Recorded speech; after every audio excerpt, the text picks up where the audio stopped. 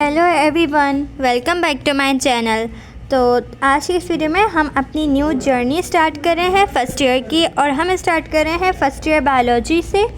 तो देखिए, बायोलॉजी के अंदर अगर हम देखें तो हमारे पास बहुत सारे चैप्टर्स हैं। हमारे पास पूरे 14 चैप्टर हैं, जैसे आधे बॉटनी के हैं और आधे जोलॉजी के हैं। ठीक है, तो अब आप देखें, हमने नंबर वाइज सबको कवर करना है और ये भी देखना है कि कौन से बॉटनी के हैं और कौन से जोलॉजी के हैं। तो देखिए, फर्स्ट चैप्टर जो हमारे पास आ रहा है ना, ये है बायोलॉजिकल मॉलिक्यूल्स, जो कि है एक जोलॉजी का चैप्टर। सही है।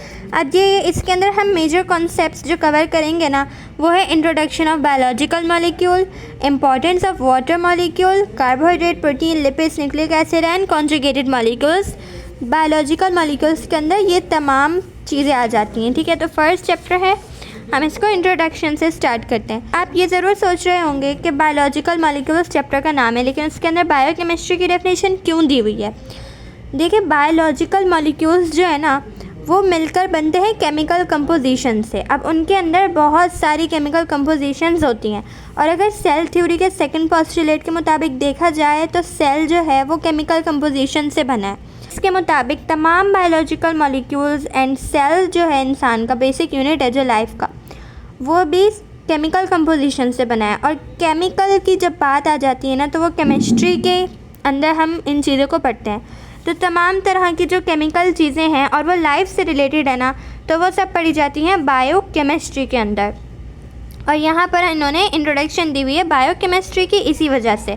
तो देखें, the branch of biology which explain the biochemical basis of life is called biochemistry.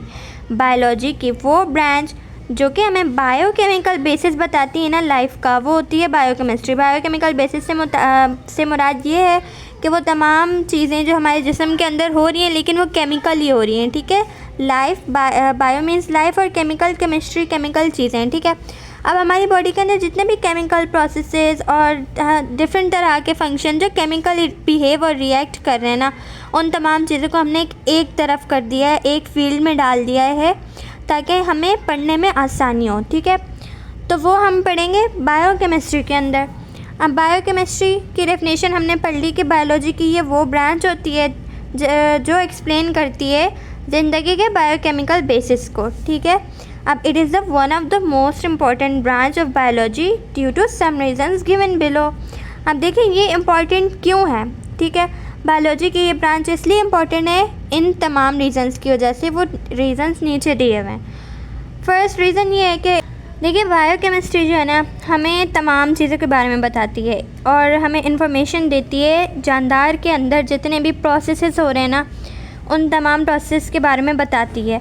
कौन से processes? From construction of body structure, एक बॉडी का जो स्ट्रक्चर हमारा बनता है, वहाँ से लेकर to the flow of information from nucleus. ठीक है, किस तरह से पहले हमारा बॉडी का स्ट्रक्चर बनता है, वहाँ से लेकर फिर किस तरह से जो इन्फॉर्मेशन है वो न्यूक्लियस के ज़रिए पूरी बॉडी में फ़्लो होती है। ये तमाम चीज़ें, इन तमाम चीज़ों के दरमियान बहुत से फेजेस होते हैं, बहुत सारे प्रोसेसेस होते हैं, और वो केमिकल प्रोसेसेस होते हैं। और बायोकेमिस्ट्री जो है वो हेल्प करती है उन तमाम केमिकल चीज़ों को, केमिकल प्रोसेसेस जो कि हमारी बॉडी के अंदर हो रहे ना, उन सबको स्टडी करने में मदद देती है बायोकेमिस्ट्री। ठीक है, किस तरह से डीएनए जो है वो इंफॉर्मेशन फ़्लो करता है, प्रोटीन जो है हमारी बॉडी के अंदर किस तरह से प्रोटीन पहुंचाती है हमें, और इसी तरह से तमाम मैकेनिज़म्स का कंट्रोल करती है। सेकंड पॉइंट है, it provides information about abnormal mechanism which led to disease. अब देखिए, हमें कैसे पता चलता है कि हमारे अंदर कोई डिज़ीज़ भी है। अब कोई देखिए, बॉडी के अंदर कोई ना कोई रिएक्शन तो हो रहा है ना, केमिकल रिएक्शन, जिसकी मदद से हमें पता चलता है, सिम्टम्स देती है हमारी बॉडी, और फिर हमें पता चलता है हमें ये डिज़ीज़ है। और फॉर एग्ज़ाम्पल आप इस बात से समझ लें कि देखिए, अगर हम कोई रॉन्ग मेडिसिन ले लेते हैं तो उसका रिएक्शन क्यों मिलता है हमें। रिएक्शन हमेशा केमिकल चीज़ों के अंदर होता है। लाइक रिएक्शन के अंदर रिएक्टेंट और प्रोडक्ट होता है। कोई रिएक्टेंट और प्रोडक्ट मिलकर कोई ना कोई बना रहे होते हैं केमिकल रिएक्शन। ठीक है, तो हमारी बॉडी भी रिएक्ट करती है। हम कुछ भी खाते हैं, उसका रिएक्शन देती है। हम कोई अच्छी चीज़ खाते हैं, उसका रिएक्शन आता है प्रोटीन की सूरत में।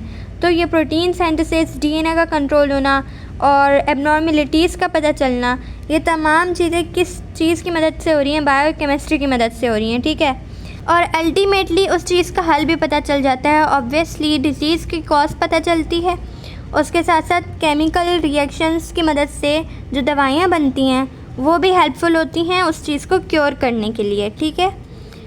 देन थर्ड पॉइंट है the recent concept and technologies of biochemistry enabled us to investigate and understand most challenging and fundamental problems of biology and medicine. अब ये बोल रहे हैं कि रीसेंट कॉन्सेप्ट और टेक्नोलॉजीज़ जो है ना बायोकेमिस्ट्री के अंदर, उन्होंने हमें बहुत सारी मोस्ट चैलेंजिंग और फंडामेंटल प्रॉब्लम बायोलॉजी और मेडिसिन के जो है ना बहुत चैलेंजिंग और फंडामेंटल प्रॉब्लम्स के बारे में भी इन्वेस्टिगेट करने में मदद की है।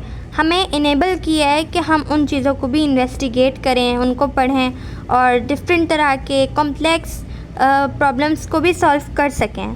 तो ये सब किसकी मदद से हुआ है? बायोकेमिस्ट्री की मदद से हुआ है। For example, how does cell find each other to form a complex organ. अब हमें ये कैसे पता चलता है कि हमारा एक ऑर्गन कैसे बना है? ये सब हमें बायोकेमिस्ट्री की मदद से पता चल रहा है। किस तरह से जो सेल्स हैं वो एक दूसरे को ढूंढते हैं और एक ऑर्गन बनाते हैं, ये हमें बायोकेमिस्ट्री ने बताया है। सेकेंड चीज़ है कि how does the growth of cell control.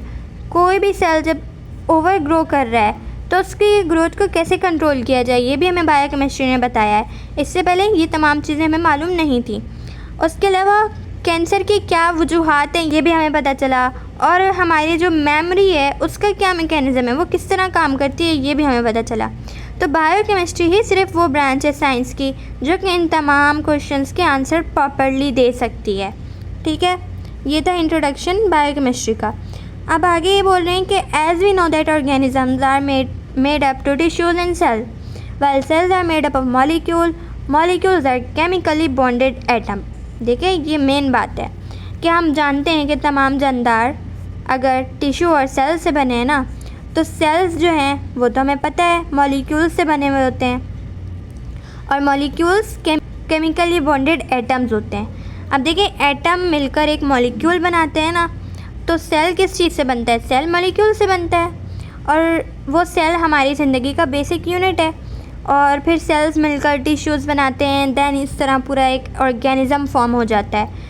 तो इसका मेन मकसद यूँ है कि जो सेल है ना वो भी एक्चुअल में एटम से मिलकर बना है, और मॉलिक्यूल्स यानी कि सेल मॉलिक्यूल से बना है ना, तो मॉलिक्यूल्स भी केमिकली बॉन्डेड एटम्स होते हैं। It means that fundamentally living organisms are made up of chemicals.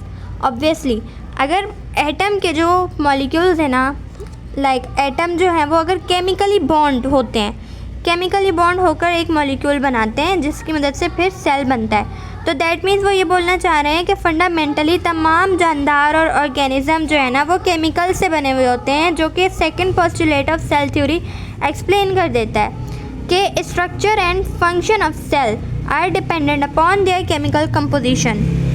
Therefore, it is necessary to study chemical composition of cell and reactions which carry down in these cells to understand the different structure and metabolism of an organism.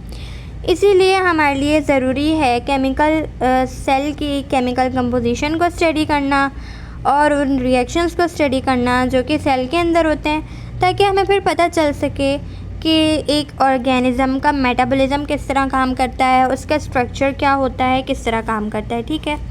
तो यानी कि biochemistry को पढ़ना, आपको अगर doctor बनना है तो बायोलॉजी पढ़नी है, तो बायोकेमिस्ट्री को पढ़ना भी बहुत ज़्यादा ही ज़रूरी होगा, क्योंकि उसके बगैर आपको बेसिकली क्या है सेल के अंदर, किस तरह से काम कर रही है बॉडी, केमिकल कंपोजिशन को ही नहीं आप जान सकेंगे तो फिर आपको कुछ नहीं पता, ठीक है।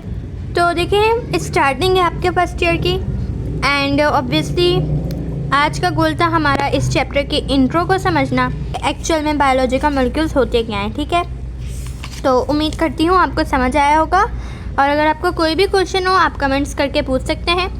तो मिलते हैं नेक्स्ट वीडियो में, तब तक के लिए अल्लाह हाफ़िज़।